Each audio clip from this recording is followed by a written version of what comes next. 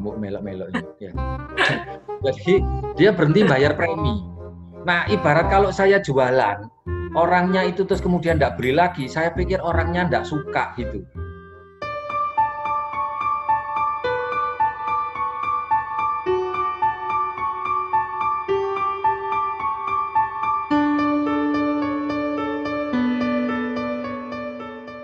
Saya kepingin lebih tahu ya tentang kehidupan Pak Alam nih. Kalau saya lihat prestasinya tadi itu kan luar biasa ya, setiap tahun bahkan dalam satu tahun itu bisa ada beberapa prestasi. Jadi kalau kita melihatnya itu kan kayak wow ini Superman ini mungkin ya. Nah kemudian waktu dalam menyampaikan materi itu kan juga selalu semangat gitu Pak ya, antusias. Nah ngomong-ngomong nih Pak, pernah nggak sih seorang Bapak Muhammad Saiful Alam ini merasa putus asa gitu terus sampai nyerah gitu? Pernah nggak sih Pak? Kita pengen belajar nih gimana ini seorang Bapak Muhammad Saiful Alam ini. Ya, nah teman-teman jujur ya, kalau Anda lihat pencapaian yang saya raih ya, itu kan banyak sekali itu. Ya. Sebenarnya itu bukan karena kemampuan saya sendiri. Saya tidak pernah fokus, ini jujur ya, apalagi mau puasa nih, saya tidak pernah fokus untuk meraih satu prestasi itu. Saya hanya mengikuti program yang sudah dibuat oleh New Univision ini. Saya percaya sama mentor, saya ikuti, udah itu aja. Nah, akhirnya, loh kok saya dapat sebuah gift yang luar biasa. Jadi saya syukuri. Makanya saya tidak terlalu ngejar harus apa. Pokoknya saya fokus kepada programnya New Univision, beres. Dan semua ini ya karena kerja bersama-sama, bukan karena kemampuan saya sendiri. Terus soal pertanyaannya Shirley tadi ini, pertanyaan ya menohok ya. Jarang ya orang tanya kayak gini ya. Jadi pernah nggak saya nyerah? Ya iya, ya jujur aja.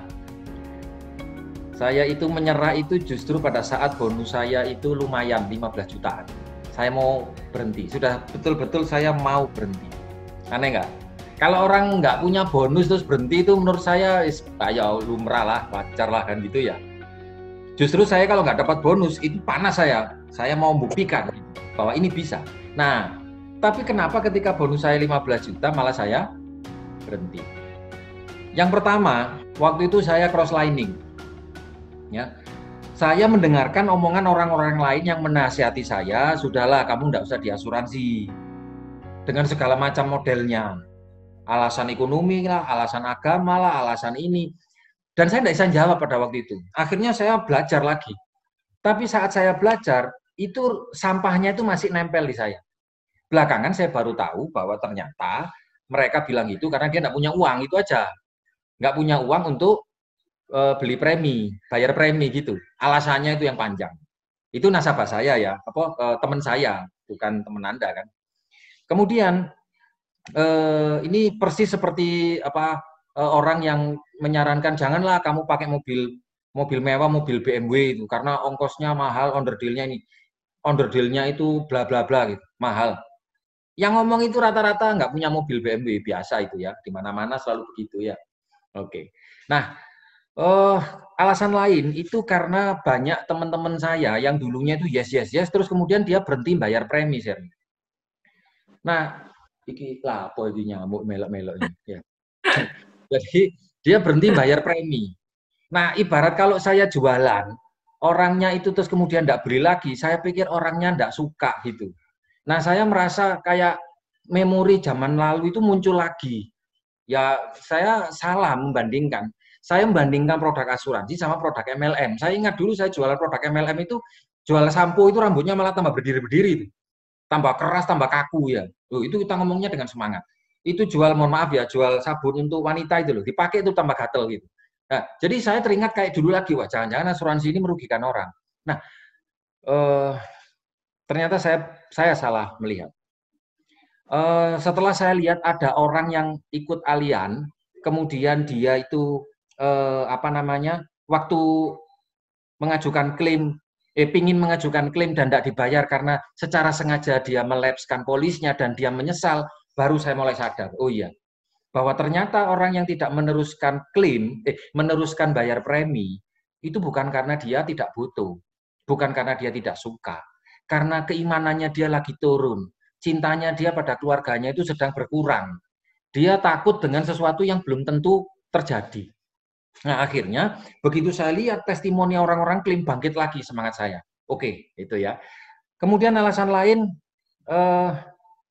ya saya jarang ketemu sama upline saya.